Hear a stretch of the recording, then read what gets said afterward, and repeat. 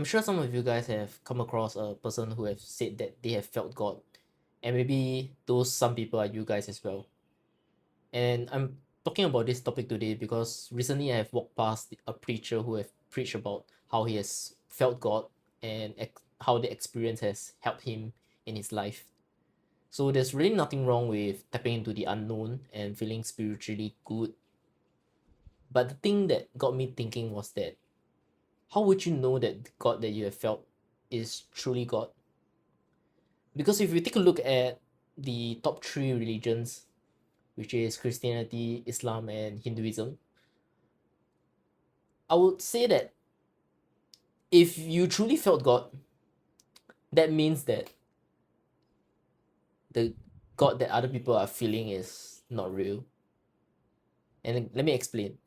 Because in Christianity or Islam, they all believe in one true God, right? In Christianity, it will be the Holy Trinity, and then in Islam, it would be Allah. In Hinduism slash Buddhism, is more of like a diverse bunch of gods, right?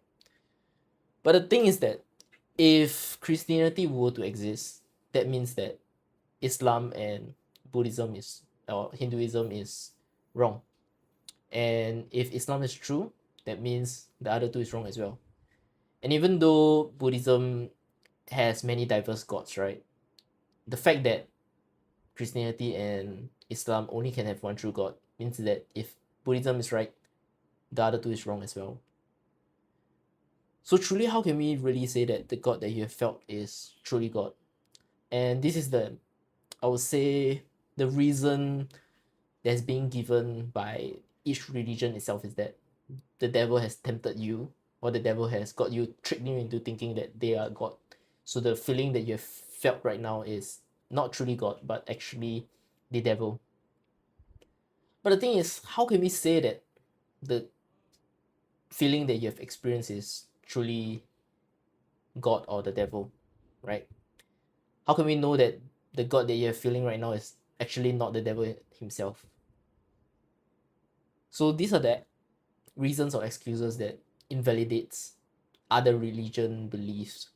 And even though we would like to say that, or we would wish to think that each religion can coexist with one another, the fact that the beliefs of each religion already conf- have a conflict of interest with every other religions themselves, that other religions themselves proves that they cannot coexist.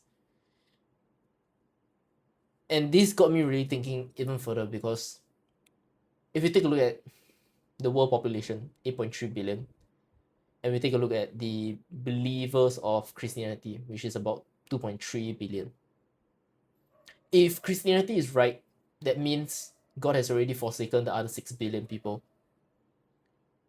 And out of the 6 billion, maybe some of them are not religious, right? But how can God just forsaken them because they believe in the wrong God? Because if you think about it, where you were born in determines, or most likely determine, the religions that you were brought up with. Right? For me, I'm an exception because I'm in an area where I have the privilege to explore different religions. So I'm able to learn and find out about all these other different religions in the world. But not many people are as privileged as me to be able to find out or explore different religions because you can literally get killed for it. And the thing is, because of that, the religion that you are having right now is most likely the religion that you were born with. If your parents are believers of Christianity, you most likely would be a Christian. If your parents are Muslim, you're most likely a Muslim. And the thing is that yes, there are some exceptions like me, but that's not the rule, right? So what I'm saying is that basically the place that you're born with is the religion that you will believe in. And does that mean that because you were born in a certain area, you are lucky enough to have the belief in God and have the privilege to be able to be right, right? Because if one religion is true, means all the other religions are false.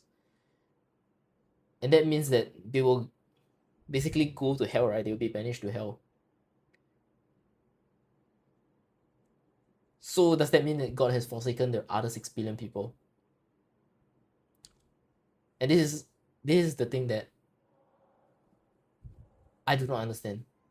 Because I do believe God exists. I just do not believe that one true God under a religion exists.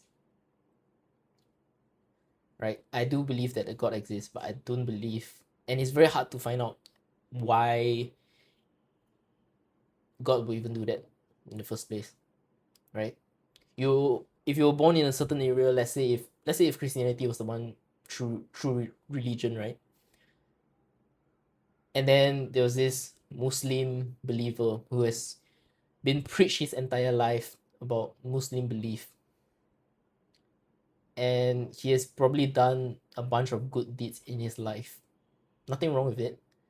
Nothing wrong that he has done. He has never cheated, he has never steal. In fact, he has helped everyone and try to help as much as he could, make his community better in a sense. And when he passed on, he will eventually be banished to hell, not because of his deeds, but because of his beliefs. Is that fair? Right? Now, this is not even about talking about whether your deeds will lead you to heaven to hell. This is just talking primarily because of your beliefs. I don't know why whenever I talk about this topic, I kind of get emotional. But the thing is that it's not fair, right? For you to be born in a certain area, for you not to be able to have the privilege to explore the other religions, for you not to know which religion is right in a sense, because all you have is faith, right? God does not show himself. In fact, the only proof for God in a sense is most likely scriptures and books. There might be histories for it, but so is every other religion, right? Every religion has their stories behind and evidence that they do exist, right?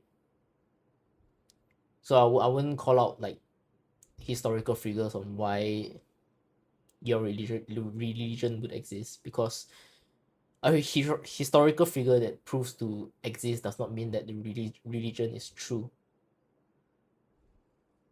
And even though most of the people use that as an excuse or reason for their religion to be true, most religion have that.